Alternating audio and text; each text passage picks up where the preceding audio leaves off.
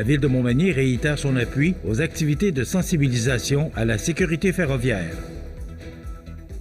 Le salon de la deuxième jeunesse se tenait hier mardi à Montmagny. Un reportage de Mario Lacombe.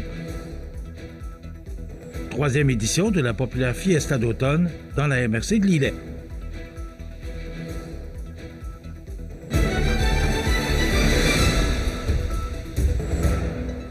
Mercredi 25 septembre 2024. Bonjour, mesdames et messieurs, et bienvenue à votre bulletin d'information sur le réseau d'information CMA TV. Dans le cadre de la semaine de la sécurité ferroviaire qui se déroule depuis le 23 septembre jusqu'au 29 septembre 2024, la Ville de Montmagny désire réitérer son appui aux activités de sensibilisation à la sécurité ferroviaire. Près de 1000 livrets d'activités seront distribués dans les écoles primaires et les centres de la petite enfance de Montmagny afin de sensibiliser les jeunes à la sécurité près des propriétés ferroviaires et des trains, ainsi que des diverses publications qui seront diffusées à l'attention du grand public. Ces actions de sensibilisation visent à réduire le nombre de décès et de blessures causés par des incidents impliquant des trains et les infrastructures ferroviaires, alors que les plus récentes statistiques nous indiquent que près de 230 incidents liés à des intrusions sur les voies ferroviaires ou à des passages à niveau sont survenus au Canada en 2023, entraînant 66 décès et 39 cas de blessures graves qui auraient pu être évités. L'événement du salon La Deuxième Jeunesse avait lieu hier mardi au Centre communautaire Espace citoyen sous le thème « Bien vieillir dans notre communauté », avec 4 conférences enrichissantes et plus de 30 exposants qui présentaient les services pour accompagner les changements de vie reliés à l'âge. Mario Lacombe était sur place et voici son reportage. Ce mardi se tenait à l'Espace citoyen de Montmagny le 9e salon de la deuxième jeunesse de Montmagny. Sous le thème « Bien vieillir, ça part de soi », cet événement incontournable pour les aînés de la région de Montmagny et de Lillet proposait une journée riche en découvertes. L'édition 2024 fut inaugurée par le président d'honneur, le Dr Jean-Pierre Després, directeur scientifique de Vitam, centre de recherche en santé durable à l'Université Laval. 4 conférences ont été proposées en lien avec le thème de l'édition. Il y a eu aussi plus de 30 exposants sur place pour présenter différents services et pour clore cette belle journée, un spectacle hommage à Johnny Cash. Steve Gobeil, travailleur de milieu au service des aînés, nous brosse ici les grandes lignes des activités de la journée. Oui, alors on est bien content du déroulement de la journée. Alors, c'est un bon succès encore cette année, avec plus de 200 participants aînés et plus de 30 kiosques qui représentent des organismes, des services qui s'adressent aux aînés qui sont offerts dans la région de Montmagny et de Lillet. Alors, c'est les kiosques, justement, des organismes qui viennent présenter leurs services, qui peuvent s'adresser aux aînés pour les aider à bien vieillir, à rester à domicile, lorsqu'ils rencontrent des difficultés, des fois connaître les ressources qui sont sur le territoire, autant pour le transport, la popote roulante, l'aide à domicile, la coop à l'entretien à domicile, la prévention des chutes à domicile aussi. Alors, M. Gobeil nous parle aussi des principales conférences au programme de cette journée du 9e salon de la deuxième jeunesse. Du côté de l'amphithéâtre, on avait là, Eva Racine, une neuropsychologue, alors qui venait parler de la santé cognitive, de l'importance justement en vieillissant, de rester stimulé, de rester impliqué dans dans sa vie pour favoriser notre bien vieillir de notre cerveau. En santé le plus longtemps possible, qui est le souhait de tous aussi. Et de l'autre côté, ce matin, on avait le docteur Michel Morin qui venait parler de le côté affection et sexualité en vieillissant. Des fois, qui est un peu un sujet tabou, mais qu'on a besoin de parler aussi, que en vieillissant, nos besoins physiques ne changent pas non plus. Alors, tel que nous le mentionnait M. Gobeil, le concept de bien vieillir fait référence à la capacité à vivre en bonne santé et le plus longtemps possible. Mario Lacombe, à l'Espace citoyen de Montmagny pour CMA TV. Information. Troisième édition de la populaire Fiesta d'automne dans la MRC de Lillet. On vous revient dans 60 secondes.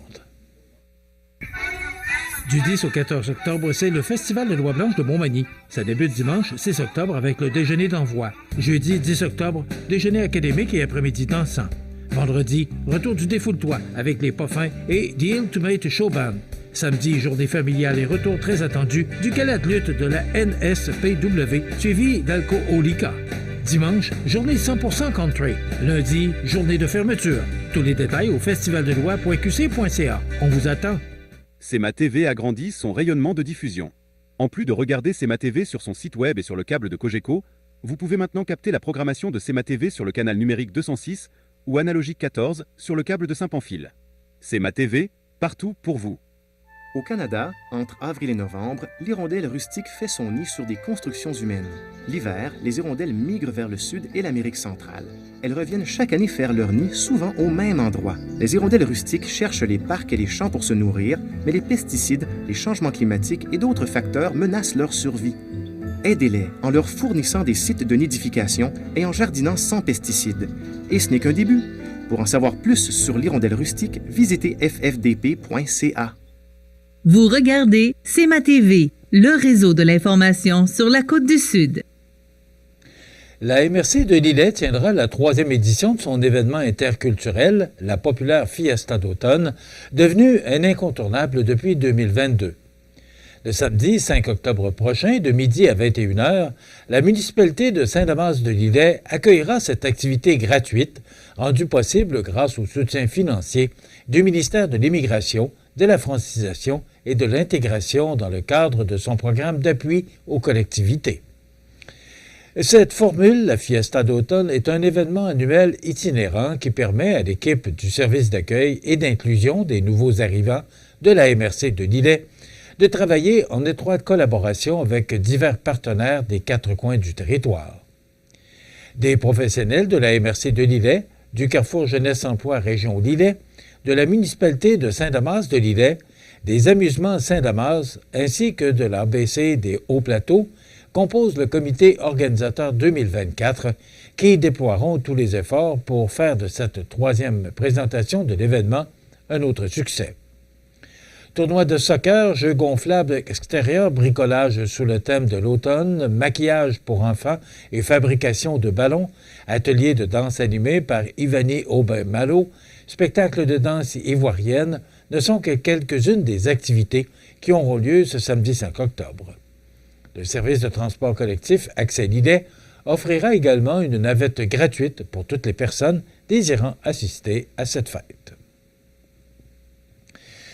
Suite à l'appel de projet lancé au printemps dernier, la MRC de Lillet et Est-Nord-Est, résidence d'artistes, ont procédé à la sélection des artistes et des sites pour ECHO, escale artistique, où résonnent communautés et territoires. Ce projet, issu de la signature Innovation de la MRC, entente de plus de 1,3 million de dollars, conclue entre la MRC de Lillet et le ministère des Affaires municipales et de l'Habitation, dans le cadre du Fonds Région et Ruralité, vise l'aménagement de 3 sites extérieurs sur le territoire d'ici l'automne 2025. Chaque installation sera le fruit d'un processus de création collectif entre artistes, communautés et professionnels aux expertises variées.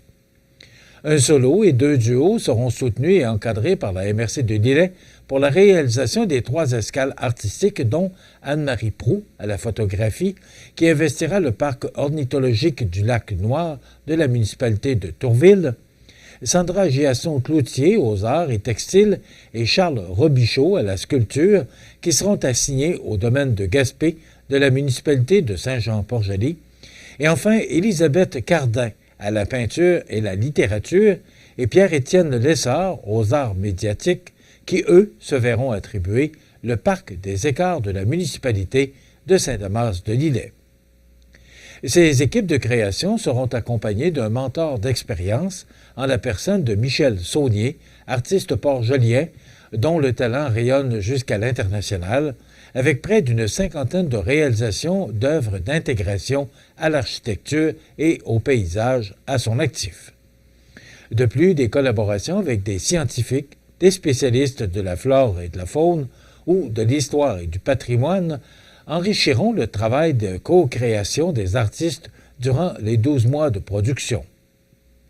À la suite de l'inauguration des sites à l'automne 2025, les lieux pourront accueillir la tenue d'activités de médiation culturelle intime, en plus d'être fréquentés de manière ponctuelle par des visiteurs curieux de vivre une immersion artistique en plein air.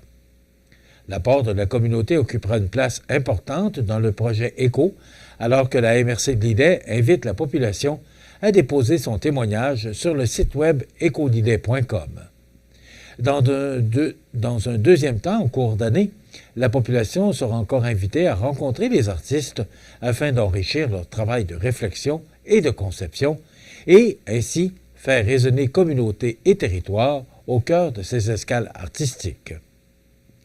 Pour moi, l'odeur des conifères qui se propage lorsque l'on se promène en sentier, été comme hiver, c'est nostalgique, car elle me ramène à mon enfance, aux rêveries de sapins de Noël et aux balades en carriole. L'accès à la forêt et ses nombreux sentiers me permettent de rester connecté à l'enfant en moi, témoigne un des utilisateurs du site ecodillet.com. Les sports, présentés par Groupe Corriveau, entrepreneurs électriciens et plomberie, un appel, 4 services. Groupe Corriveau à Montmagny, 88 248 8992, votre solution. Vous avez des projets de construction ou de rénovation? Pensez Groupe Corriveau, entrepreneurs électriciens et plomberie. Un appel, 4 services, 88 248 8992, Groupe Corriveau à Montmagny ou groupecorriveau.com. La solution pour du travail bien fait.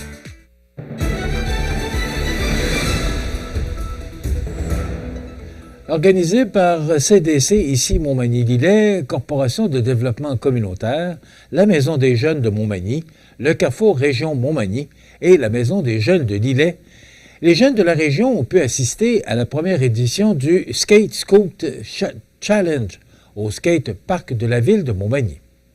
C'est le samedi 14 septembre dernier que le skatepark accueillait plus de 20 concurrents pour une compétition amicale de skate et de trottinette. Une période de pratique libre aura permis de rassembler plus de 40 passionnés, alors qu'au total, c'est plus de 100 personnes qui ont pu assister à cette première édition. Grâce à de nombreux commanditaires, c'est plus de 1 000 $ en prix qui ont été remis aux grands gagnants.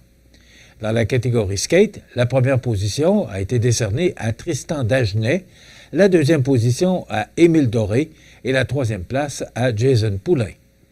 Dans la catégorie trottinette, Noah Duquette a remporté la première position, Cédric Deschamps méritant la deuxième position et la troisième place allant à Andrew Poulain. Une mention spéciale a été décernée à l'ensemble des participants et participantes en raison du niveau élevé pour cette première compétition. Quelle incroyable participation pour une première édition! Les commentaires sont positifs et tout le monde demande une deuxième édition, a commenté Philippe Beaumont, agent de place aux jeunes du Carrefour Région Montmagny et juge de l'événement avec Zachary Dubé et Samuel Laflamme. Enfin, le Canadien de Montréal a signé sa deuxième victoire par un jeu blanc en match hors concours 3-0 face aux Devils du New Jersey, alors que la très grande majorité des vétérans étaient absents mardi au Centre Bell. Le prochain match hors concours du Canadien, demain soir, jeudi, 19h, dans la ville reine contre les Maple Leafs. Voilà ce qui complète notre bulletin d'actualité pour aujourd'hui. Dans un moment, les prévisions de la météo. Bonne journée, mesdames, messieurs. Pour rejoindre la salle de nouvelles de CMA-TV, nouvelles au pluriel @cmatv.ca ou encore 88 241 13 13 poste 226. Les prévisions de la météo. Une présentation de Promutuelle Assurance Montmagny-Lillet. Toujours à l'écoute de vos besoins.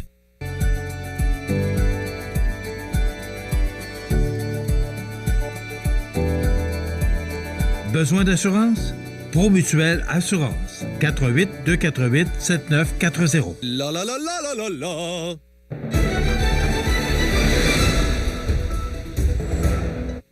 Alors, cette séquence de beau temps, là, ça fait quoi? Près de 3 semaines qu'il fait beau, mais là, ça va s'arrêter, puis tant mieux.